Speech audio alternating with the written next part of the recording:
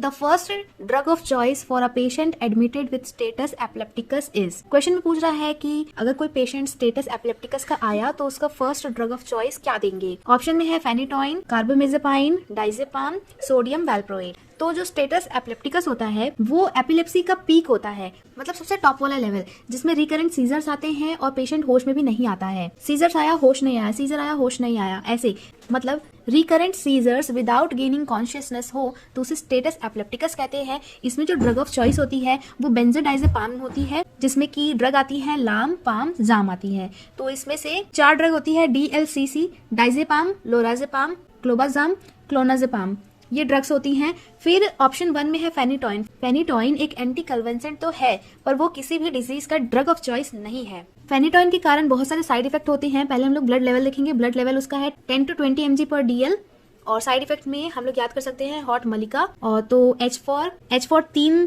Side effect होते हैं, hirsutism, hypotension, hypertrophy of gum. O for osteomalacia, T for teratogenicity. Teratogenicity में क्या होता है तो फीटल हाइड्रेंटोइन सिंड्रोम होता है, जिसको हम लोग FHS कहेंगे, जिसमें क्लेफ्ट लिप होता है और क्लेफ्ट पैलेट होता है। क्लेफ्ट लिप की सर्जरी 3 महीने की एज में किया जाता है, क्लेफ्ट पैलेट की सर्जरी 9 से 18 महीने की एज में किया जाता है। फिर M फॉर होता है megaloblastic anaemia, A for arrhythmia, L for lymphadenopathy, I for insulin resistant hyperglycaemia, K for vitamin K deficiency, A for ataxia. इसके साथ ही 3 और चीजें होती हैं NDS, N for nystagmus, D for diplopia, S for skin sign, जिसमें कि 2 आते हैं SJS, स्टीवन जॉनसन सिंड्रोम और ट्रांस एपिडर्मल नेक्रोसिस। तो ये सब था फेनिटोइन के बारे में और स्टेटस एपिलेप्टिकस के बारे में।